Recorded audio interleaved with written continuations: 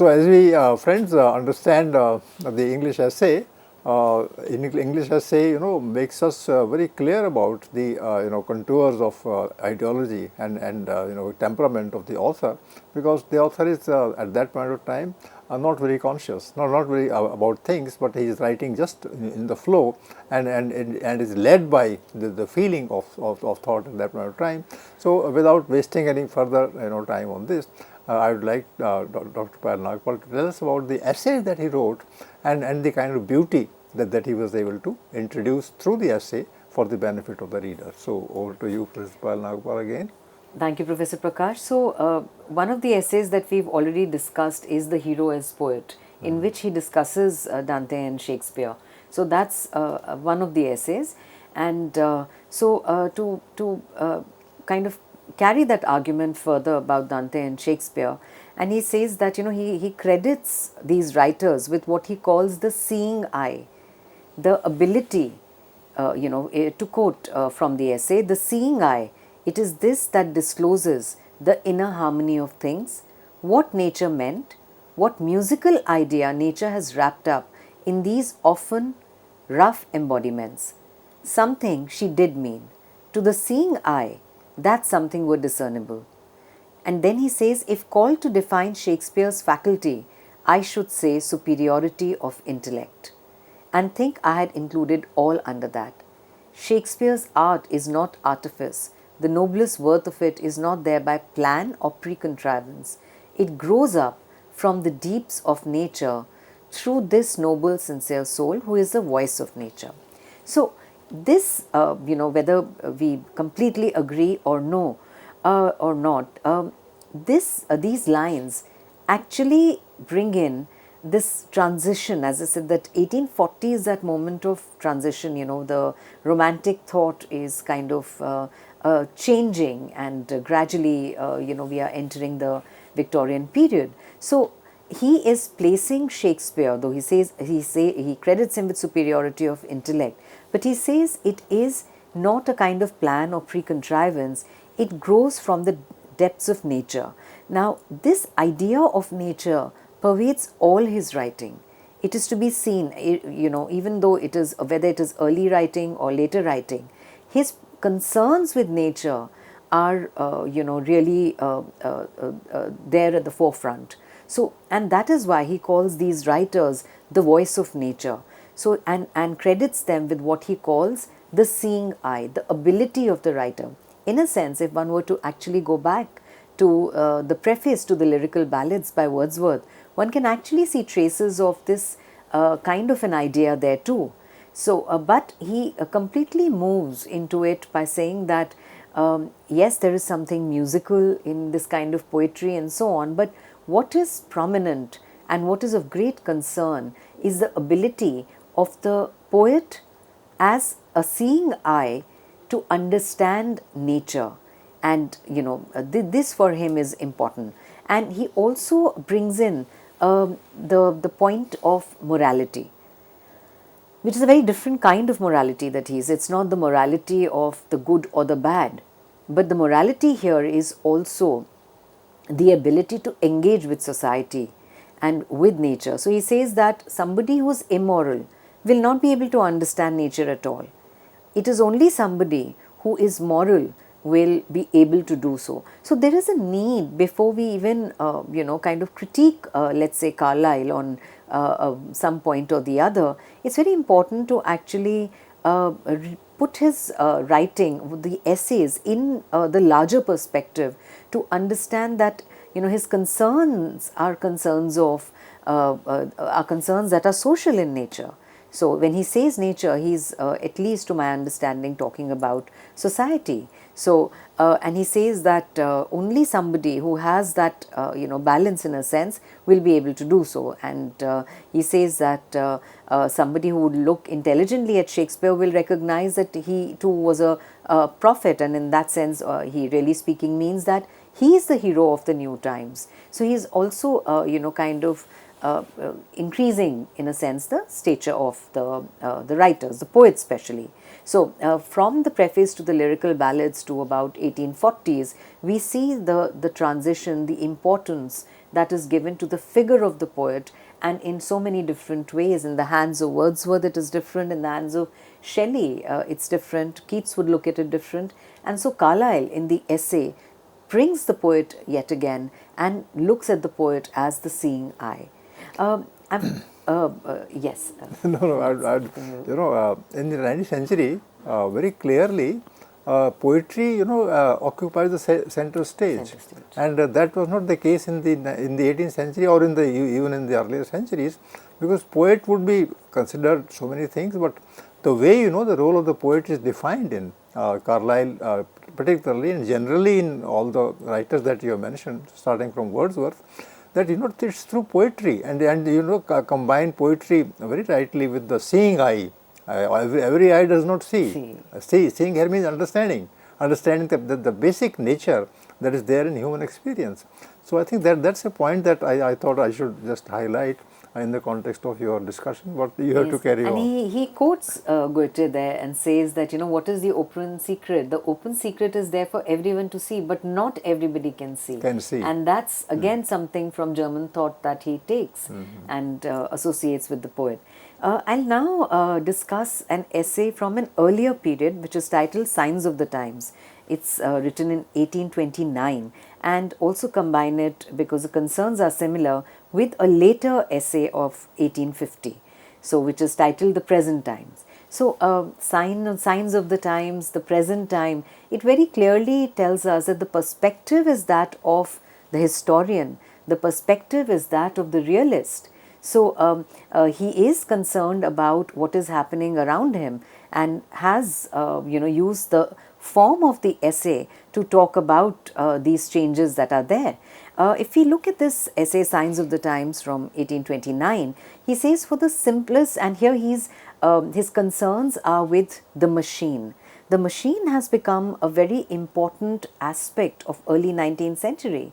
So the industrialization has brought to the society the concept of the machine, the concept of profit, the concept of production, the concept of demand, of supply. So all these factors are discussed by him in this essay, and he is looking at the problems that it has brought in. So he says, for the simplest operation, some helps and accompaniments, some cunning abbreviation processes in readiness. He says again, pretty much what he says in the 1840 essay, earlier in the 1829 essay also, he had said the same thing. Our old modes of exertion are all discredited and thrown aside. Somewhere actually it's important for Carlyle to, really speaking, state this, because his criticism of the change that sets in, he's, I think, indicating that there is a change that has set in of industrialization. One has to engage with it, but one cannot ignore the problems that it has brought in. But having said that, it does not mean that one goes back to the old mode of feudalism. So in a sense, he's very progressive also. Of course, there are limitations, and one will take a look at that as well. So he says our old modes of exertion are discredited and thrown aside. On every hand, and the words here in the essay are carefully chosen, on every hand, the living artisan is driven from his workshop to make room for a speedier, inanimate one. So the hand is a living hand, but instead of the hand, the inanimate one is the machine that's coming in. So the shuttle drops from the fingers of the weaver and falls into iron fingers that ply it faster. So here, it's stark, it's strangely poetic, and yet, he's driving home a very important point, I think, alienation of labor, that one really speaking talks about. So he says there's no end to machinery, and even to quote from the essay, even the horse is stripped of his harness and finds a fleet fire horse invoked in his stead. Nay, we have an artist that hatches chickens by steam. The very brood hen is to be superseded. For all earthly and some unearthly purposes, we have machines and mechanic furtherances for mincing our cabbages, for casting us into magnetic sleep. So he goes on at length about the way in which the machine has entered not just the process of production, but in mincing the cabbage, it has entered our very households. I'd like to mention, one particular thing in the essay that you quoted from quite extensively. These simple details of life. The machine as the artificial hand and all those things, and that his idea about the animals contributing to the might of the human beings in society, horses and all. Now that suggests that the core of the essay, larger essay that he writes, is the English essay. Because he is talking only about the very ordinary things of life, which most of us don't notice. So the essay lies there. So I think in his case, the English essay is scattered all over the place in the ordinariness of detail and the poetry, as you call it, of life and poetry of the circumstance. So I think that is identified very clearly. So it's a strange thing, that the English essay in the 19th century, for that matter, becomes a matter of serious thought, even though the thought itself is steeped in the ordinary reality. So that's where it is. Absolutely true about, especially about Carlyle's writing, because his essays also display that range from the very ordinary to talking about poets as heroes. Yeah, poet is himself very ordinary in that sense. But at the same time, he is also giving that kind of bandwidth to the writer, where the writer can constructively reflect on and think about society. What a fine use of bandwidth there. Yes. Yes, yes. So here he says that there is this outer self which is based on mechanical principles, and somewhere he feels there can be two different responses to this particular position. One, that is he being regressive or is he talking about spirituality? But if one actually reads more essays by Carlyle, one realizes that his concerns are always with matter. So even when he talks about the inward, abandoned spirit, so to say, he says it is something, it's that probably that inner core that nature kind of, provides. So he says that this indicates that, there is a kind of bias in our times. And so, an inward persuasion has become very diffused. So he says the spiritual maladies are just of opinion. And he says, there's a very beautiful line in the essay. He says, we are but fettered by chains of our own forging, and which ourselves also can rend asunder. That we have created these chains and we can do away with them. But at the moment, he says, we are deep into it, and we are paralyzed, we are subject, we have subject ourselves and our inner selves, he says, to physical objects. Now, this division, the inner and the outer, one can see the impact of German philosophy here.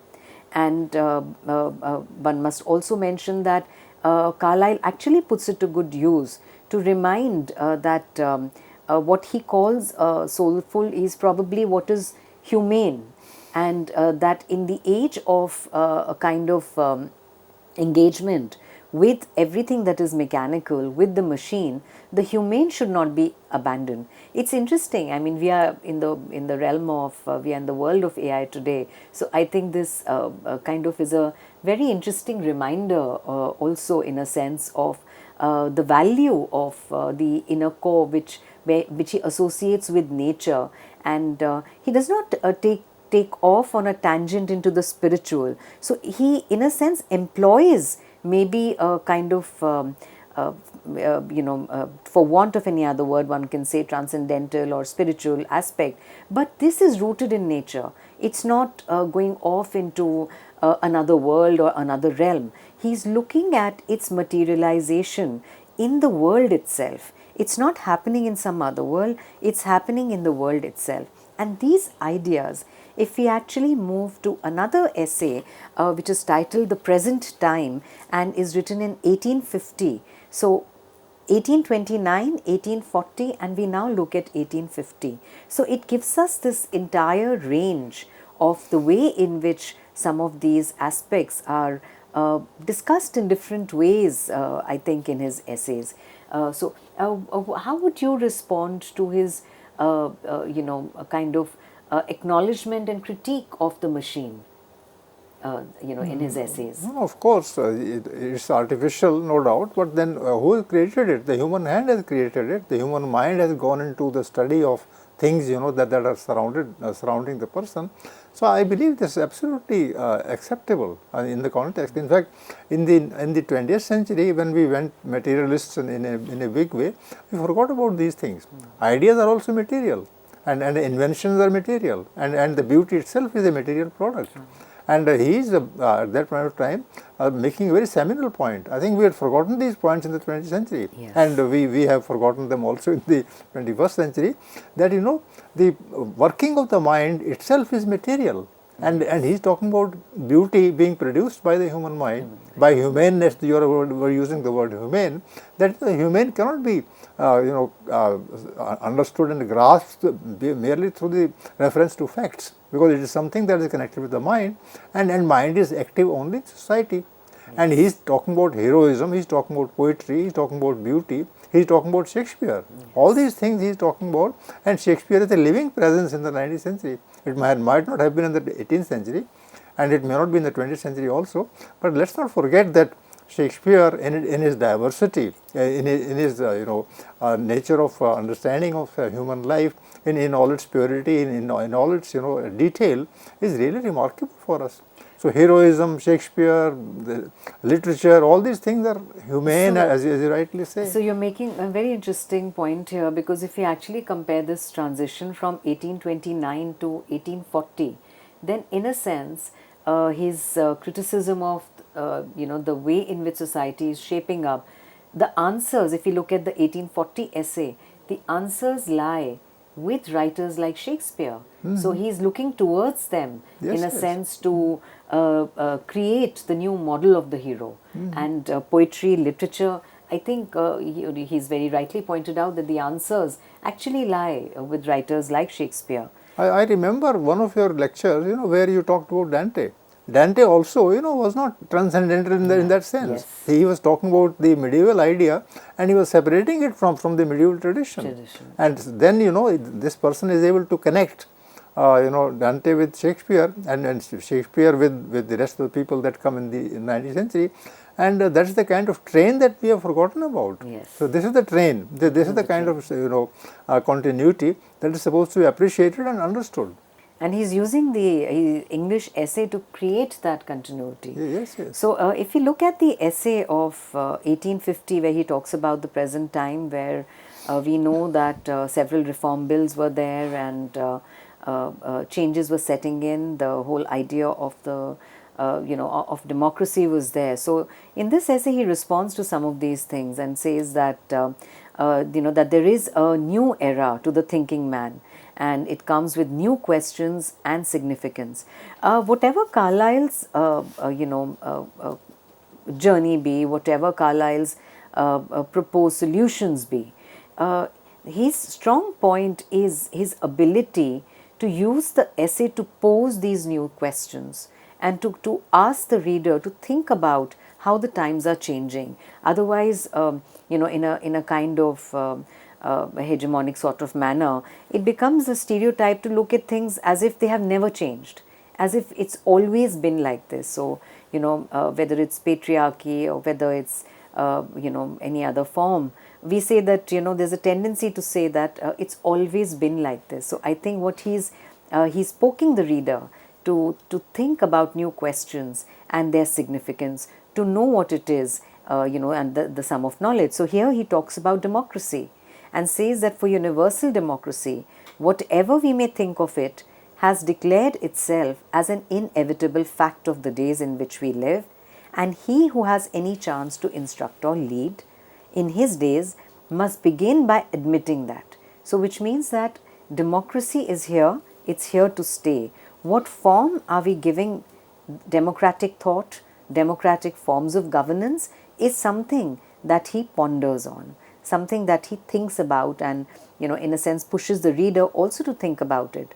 And he's also very critical of the anarchy that has come with it. So he says that new street barricades, new anarchies, more scandalous, less sanguinity. He says this form of democracy is something that he is very critical of, and says that, it's been 60 years or so since the first French Revolution, and he says things have changed. But what is the form that this change has taken? So anything that is anarchic in it, he's very critical of it. Even at the same time, he says that democracy is here to stay and we can't really ignore it. So he says it's the grand, alarming, imminent and indisputable reality. And he says that one must think about it. What is the form of democracy in Europe? And, there lies the question for us. He says, whence comes it, to quote from the essay, whence comes it, this universal, big black democracy, whither tends it? What is the meaning of it? So somewhere I think in 1850s onwards, as Victorian doubt sets in, there is also maybe a slight conservatism that kind of seeps in. But I think it is more to do with probably the anarchy of the times, if one may say so. But at the same time, his kind of acknowledging the very fact that there is democracy and it's here to stay is very, very important. So he asks, what is the meaning of the universal revolt of the European populations? And he says, what is the democracy is permanent? And he says, what is the nature of this democracy in Europe? And then he does something very interesting. He brings in the context of America and says that, he gives the example of America as a democracy that has survived in different forms. And he says it's been there longer as compared to, let's say, democracy in Europe. But at the same time, he says, what has it led to? So I think the word that he's using here is democracy, but I think he's also hugely concerned with the capitalist form, because he says their quantity of cotton, dollars, industry and resources are unspeakable, but he says, I cannot worship all this. He's talking about America. He says, I can't worship all this because what great human soul and what great thought, what noble thing have they produced there? So he says you should not be envious of your, American cousins in that sense. And so he says that there is nothing constructive that has really speaking come out of it. And when he says constructive, he's probably again referring to, a more organic view of the society. So, actually, you are raising there a kind of doubt about his consistency of ideas, and you say that there is some kind of transcendence that might have seeped in. I would like to defend this person against this charge, because he is putting lots of important details into his essays, and those details are insights. Now they are not very logically presented and with all kinds of evidence, which is the hallmark of the present day the academic essay. And there are no very great number of notes also there. So he is talking only about his insights. Yes. And as insights, they are important, and they build up into a kind of attitude which you call materialist attitude. Yes. This is the kind of strong point that you think is in the 19th century, and that is missing in the 20th century. In the 20th century, most of the knowledge has entered the library and has remained there. It has not come out. And this person is seeking all the details from the ordinary life and is putting it there. Now, American idea is, I think, not engaging more than 2 or 3 pages. But in those 2 or 3 pages, he is making a point about, you use the word capitalist. So how does one really support, kind of anarchy, which is a creation of capitalism? It's not a creation of anything else. So the idea is not to critique Carlyle, because as I said, that his range is very vast. His writings are many, and he is writing through a century. Yes. I mean, starting in the 1820s, he's somebody who's writing pretty much till the 1860s, 70s. So this kind of a kind of questioning is bound to come, because he's also mapping the changes that he sees. So he's critical of the anarchy. So I'm actually defending him against that by saying, because there are people who say that there might be this element of conservatism. I think this whole idea of aesthetics in Carlyle. So, but the point here is that he is saying that there is no need to be envious of the American brethren, and what he's doing is he's egging the English people to actually rethink what is the kind of democracy that they want. A democracy that is devoid of anarchy is what he's suggesting. So, This is true. yes. So he's very critical of the way in which democracy exists in England, and he says that, he talks about, it's a very small bit here, he talks about the needlewoman, that there used to be a needlewoman and you could actually ask her to do some work, and today if the housewife actually wants somebody to help her out with that, there is nobody. So he says that I was waiting for this to come. yes. So he says there is nobody. But at the same time, he's not suggesting a movement back in time. Yes. He is asking people to think about, he says, and to finally, explain the element of doubt and how he resolves it. What is Carlyle's answer to this is very important for us to then go back and look at these contradictions. So he says, poor England must herself again in these new strange times, the old methods being quite worn out, learn how to live. That now is the terrible problem for England as for all the nations, and she alone of all, not yet sunk into open anarchy, but left with the time for repentance and amendment, she the wealthiest of all, he says, and he talks about reviving the spiritual energy in, and again, his spiritual energy is never transcendental. The term might appear so, but it's always rooted in society. So he says, and he's in a sense, of course, crediting England with the ability to resolve this problem and to evolve a model of living in society that is equitable and that benefits everyone. So I think it's a very fair conclusion regarding his understanding, regarding his contribution to thought. And in the 19th century, England was at the center of the overall world level production.